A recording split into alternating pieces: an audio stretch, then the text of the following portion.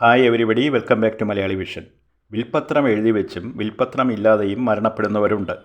ഒരു വ്യക്തി മരണപ്പെടുമ്പോൾ ആ വ്യക്തിയുടെ സ്വത്തുക്കളും ആസ്തികളും എങ്ങനെ കൈകാര്യം ചെയ്യണം എന്നതിനെക്കുറിച്ച് മുൻകൂട്ടി തയ്യാറാക്കിയ നിയമപരമായ രേഖയാണ് വിൽപ്പത്രം. വിൽപ്പത്രം എഴുതുന്നതിലൂടെ ഒരു വ്യക്തിക്ക് തൻ്റെ മരണശേഷം സ്വത്തുക്കൾ ആർക്കൊക്കെ ലഭിക്കണം, എങ്ങനെയൊക്കെയാണ് അവ വിതരണം ചെയ്യേണ്ടത് എന്നതിനെക്കുറിച്ച് വ്യക്തമായ നിർദ്ദേശങ്ങൾ നൽകാൻ കഴിയും. ഇത് കുടുംബാംഗങ്ങൾക്കിടയിൽ ഉണ്ടാകാനിടയുള്ള തർക്കങ്ങൾ ഒഴിവാക്കാനും പ്രിയപ്പെട്ടവരുടെ ഭാവി സുരക്ഷിതമാക്കാനും സഹായിക്കും. ഇനി എപ്പോഴാണ് ഒരു വിൽപ്പത്രം എഴുതാൻ ഏറ്റവും ഉചിതമായ സമയമെന്ന് നോക്കാം. ഒരു വിൽപ്പത്രം എഴുതാൻ ഏറ്റവും ഉചിതമായ സമയം എന്നത് ഓരോ വ്യക്തിയുടെയും സാഹചര്യങ്ങളെ ആശ്രയിച്ചിരിക്കുന്നു. എന്നാലും വിൽപ്പത്രം എഴുതാൻ പൊതുവായ ചില കാര്യങ്ങൾ പരിഗണിക്കുന്നത് നല്ലതാണ്. അതിൽ ആദ്യത്തേത് പ്രായം തന്നെയാണ്. പ്രായം കൂടുമ്പോൾ ആരോഗ്യ പ്രശ്നങ്ങൾ ഉണ്ടാകാനുള്ള സാധ്യത വർദ്ധിക്കുന്നു. അതിനാൽ സാഹചര്യങ്ങൾ അനുകൂലമായാൽ ചെറുപ്പത്തിൽ തന്നെ ഒരു വിൽപ്പത്രം തയ്യാറാക്കണം. കാരണം പിന്നീട് എന്തെങ്കിലും ആരോഗ്യ പ്രശ്നങ്ങൾ ഉണ്ടായാൽ വിൽപ്പത്രം എഴുതാൻ കഴിഞ്ഞെന്ന് വരില്ല. ആദ്യം എഴുതിയ വിൽപ്പത്രത്തിൽ ഉറച്ചു നിൽക്കേണ്ട കാര്യമില്ല. പ്രായവും ആരോഗ്യവും അനുവദിക്കുമെങ്കിൽ ആദ്യത്തേത് റദ്ദ് ചെയ്ത് പുതിയ സാഹചര്യങ്ങൾക്കൊത്ത് ഒരു പുതിയ വിൽപ്പത്രം തയ്യാറാക്കാം. അടുത്ത പരിഗണന കുടുംബത്തിനാണ്. നിങ്ങൾക്ക് ജീവിത പങ്കാളിയോ മക്കളോ പ്രായമായ മാതാപിതാക്കളോ ഉണ്ടെങ്കിൽ അവരുടെ ഭാവി സുരക്ഷിതമാക്കാൻ വിൽപ്പത്രം എഴുതേണ്ടത് അത്യാവശ്യമാണ്. ഇനി നിങ്ങൾക്ക് ധാരാളം സ്വത്തുക്കളോ ആസ്തികളോ ഉണ്ടെങ്കിൽ അവ എങ്ങനെ അനന്തരാവകാശികൾക്ക് വിതരണം ചെയ്യണം എന്നതിനെക്കുറിച്ച് വ്യക്തമായ ഒരു ധാരണ ഉണ്ടായിരിക്കണം. വിൽപ്പത്രം എഴുതുന്നതിലൂടെ നിങ്ങളുടെ ആഗ്രഹങ്ങൾ വ്യക്തമാക്കാനും സ്വത്തുക്കൾ എങ്ങനെ കൈകാര്യം ചെയ്യണം എന്നതിനെക്കുറിച്ച് നിർദ്ദേശങ്ങൾ നൽകാനും കഴിയും. ഇനി എങ്ങനെ ഒരു വിൽപ്പത്രം തയ്യാറാക്കാമെന്ന് നോക്കാം. അതിനായി നിങ്ങളുടെ സ്വത്തുക്കളുടെയും ആസ്തികളുടെയും ഒരു ലിസ്റ്റ് തയ്യാറാക്കണം. നിങ്ങളുടെ കുടുംബാംഗങ്ങളുടെയും വിൽപ്പത്രത്തിൽ ഉൾപ്പെടുത്താൻ നിങ്ങൾ ആഗ്രഹിക്കുന്ന മറ്റു വ്യക്തികളുടെയും വിവരങ്ങൾ ശേഖരിക്കണം. നിങ്ങളുടെ മരണശേഷം നിങ്ങളുടെ സ്വത്തുക്കൾ ആർക്കൊക്കെ ലഭിക്കണം എന്നതിനെക്കുറിച്ച് വ്യക്തമായൊരു തീരുമാനമുണ്ടായിരിക്കണം. വിൽപ്പത്രത്തിൽ നിങ്ങളുടെ പേര്, മേൽവിലാസം, സ്വത്തുക്കളുടെ വിവരങ്ങൾ, ഗുണഭോക്താക്കളുടെ വിവരങ്ങൾ എന്നിവ വ്യക്തമായി രേഖപ്പെടുത്തിയിരിക്കണം. നിങ്ങളുടെ മരണശേഷം സ്വത്തുക്കൾ എങ്ങനെ വിതരണം ചെയ്യണം എന്നതിനെക്കുറിച്ചുള്ള നിർദ്ദേശങ്ങൾ നൽകണം. വേണ്ടപ്പെട്ട 2 സാക്ഷികളുടെ സാന്നിധ്യത്തിൽ വേണം വിൽപ്പത്രം ഒപ്പിടേണ്ടത്. നിങ്ങൾ വിൽപ്പത്രത്തിൽ ഒപ്പിടുന്നത് സാക്ഷികൾ കണ്ടിരിക്കുകയും വേണം. വിൽപ്പത്രം രജിസ്റ്റർ ചെയ്യുന്നത് നിർബന്ധമല്ലെങ്കിലും രജിസ്റ്റർ ചെയ്യുന്നത് കൂടുതൽ നിയമപരമായ സുരക്ഷിതത്വം നൽകും. ഇന്ത്യയിൽ ഒരു വിൽപ്പത്രം തയ്യാറാക്കുന്നതുമായി ബന്ധപ്പെട്ട പ്രധാന നിയമം ഇന്ത്യൻ സക്സഷൻ ആക്ട് 1925 ആണ്. ഇതനുസരിച്ച് വിൽപ്പത്രം എഴുതുന്ന ആൾക്ക് 18 വയസ്സ് പൂർത്തിയായിരിക്കണം. വിൽപ്പത്രം എഴുതുന്ന സമയത്ത് അയാൾക്ക് നല്ല മാനസികാരോഗ്യം ഉണ്ടായിരിക്കുകയും വേണം. വിൽപ്പത്രം സ്വന്തം ഇഷ്ടപ്രകാരമാണ് എഴുതേണ്ടത്. ആരുടെയും നിർബന്ധത്തിന് വഴങ്ങിയായിരിക്കരുത്. ഗുണഭോക്താക്കളുടെ പേരും അവർക്ക് ലഭിക്കുന്ന സ്വത്തുക്കളുടെ വിവരങ്ങളും വിൽപ്പത്രത്തിൽ വ്യക്തമായി രേഖപ്പെടുത്തണം. ഇന്ത്യയിൽ ഒരു വിൽപ്പത്രത്തിൽ എക്സിക്യൂട്ടർ നിർബന്ധമല്ല. വിൽപ്പത്രം എഴുതുന്ന ആളിന് അവരുടെ ഇഷ്ടത്തിനനുസരിച്ച് വേണമെങ്കിൽ ഒരാളെ എക്സിക്യൂട്ടറായി നിയമിക്കാം. വിൽപ്പത്രത്തിൽ പറഞ്ഞിരിക്കുന്ന കാര്യങ്ങൾ കൃത്യമായി നടപ്പിലാക്കുക എന്നതാണ് ഒരു എക്സിക്യൂട്ടറുടെ ഉത്തരവാദിത്വം. എക്സിക്യൂട്ടർ ഇല്ലെങ്കിൽ ഗുണഭോക്താക്കൾക്ക് തന്നെ വിൽപ്പത്രം നടപ്പിലാക്കാനുള്ള നടപടികൾ സ്വീകരിക്കാം. എന്നാൽ കുടുംബാംഗങ്ങൾക്കിടയിൽ തർക്കങ്ങളുണ്ടാകാനുള്ള സാധ്യത കുറയ്ക്കാൻ ഒരു എക്സിക്യൂട്ടറെ നിയമിക്കുന്നത് സഹായകരമാകും. നിയമപരിജ്ഞാനമുള്ള ഒരാളിനെയോ ഒരു അഭിഭാഷകനെയോ നിയമിക്കുന്നതാവും ഏറ്റവും ഉചിതം. ഇനി വിൽപ്പത്രം എഴുതിയ വ്യക്തി മരണപ്പെട്ടാൽ ചെയ്യേണ്ട കാര്യങ്ങൾ എന്തെന്ന് നോക്കാം. ആദ്യമായി വിൽപ്പത്രം എവിടെയാണ് സൂക്ഷിച്ചിരിക്കുന്നതെന്ന് കണ്ടെത്തണം. അത് വീട്ടിലോ ബാങ്ക് ലോക്കറിലോ സൂക്ഷിച്ചിരിക്കാം. അല്ലെങ്കിൽ അത് തയ്യാറാക്കിയ അഭിഭാഷകൻ്റെ കയ്യിലോ എക്സിക്യൂട്ടറുടെ കയ്യിലോ ആയിരിക്കും.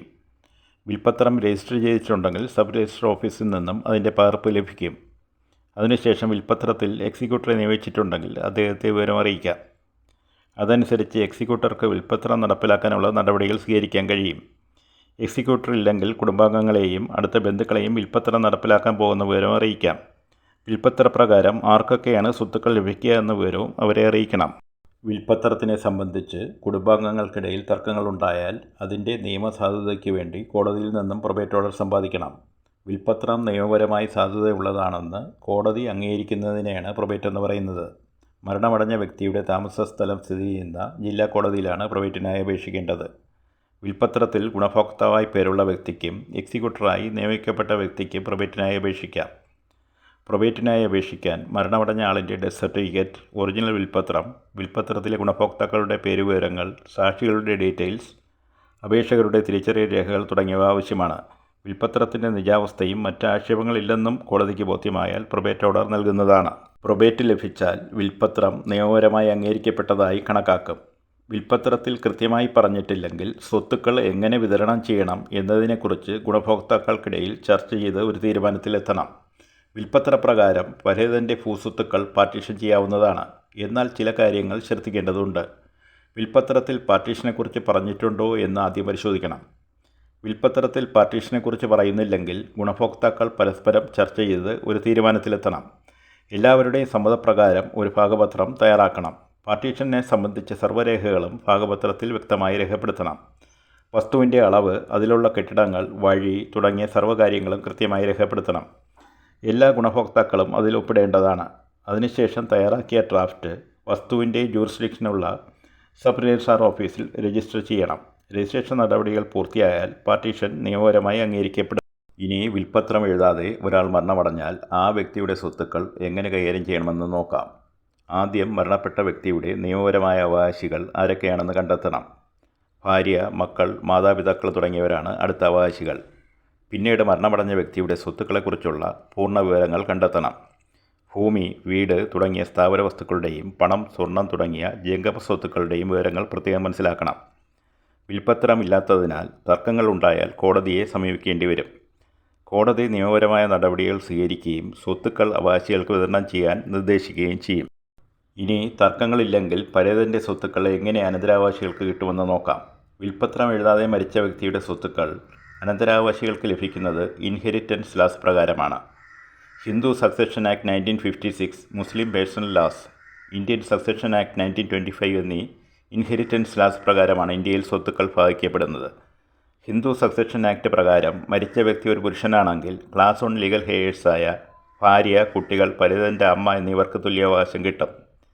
ക്ലാസ് 1 ലീഗൽ ഹെയേഴ്സ് ഇല്ലെങ്കിൽ ക്ലാസ് 2 ലീഗൽ ഹെയേഴ്സായ പരേതൻ്റെ പിതാവിനും സഹോദരങ്ങൾക്കും തുല്യാവകാശം കിട്ടും. അതേസമയം മരിച്ചത് ഒരു സ്ത്രീയാണെങ്കിൽ അവരുടെ ഭർത്താവിനും കുട്ടികൾക്കുമാണ് തുല്യാവകാശം കിട്ടുന്നത്. മുസ്ലിം വ്യക്തിനിയമപ്രകാരം പരേതൻ്റെ സ്വത്തുക്കൾ അനന്തരാവകാശികൾക്ക് ഭാഗിക്കപ്പെടുന്നത് ഒരു നിശ്ചിത ശതമാനപ്രകാരമാണ്. അതനുസരിച്ച് പുരുഷ അനന്തരാവകാശികൾക്ക് സ്ത്രീ അനന്തരാവകാശികളെക്കാൾ ഇരട്ടി ഷെയർ ലഭിക്കും. ഇന്ത്യൻ സക്സഷൻ ആക്ട് 1925 പ്രകാരമാണ് ക്രിസ്ത്യാനികളുടെ സ്വത്തുക്കൾ ഭാഗിക്കപ്പെടുന്നത്.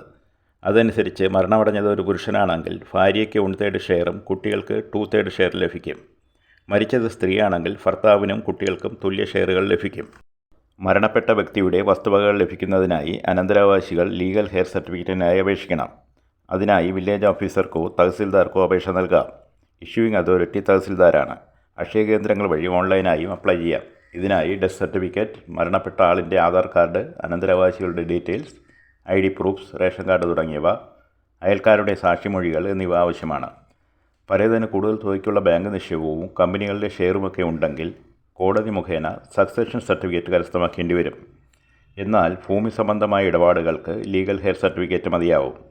മരണപ്പെട്ട വ്യക്തിയുടെ വസ്തുക്കളുടെ പോക്കുവരവ് അഥവാ മ്യൂട്ടേഷൻ അനന്തരാവകാശികളുടെ പേരിലാക്കാനും കരമടയ്ക്കാനും വില്ലേജ് ഓഫീസിൽ അപേക്ഷ നൽകണം. ഇതിനായി legal hair certificate, death certificate, മുൻ കരമടച്ച രസീതുകൾ എന്നിവ ഹാജരാക്കണം. വെരിഫിക്കേഷന് ശേഷം മരണപ്പെട്ട വ്യക്തിയുടെ ലാൻഡ് റെക്കോർഡ്സ് അനന്തരാവകാശികളുടെ പേരിൽ അപ്ഡേറ്റ് ചെയ്യുകയും അവരുടെ പേരിൽ വസ്തുവിൻ്റെ കരമടയ്ക്കാൻ അവസരം നൽകുകയും ചെയ്യും.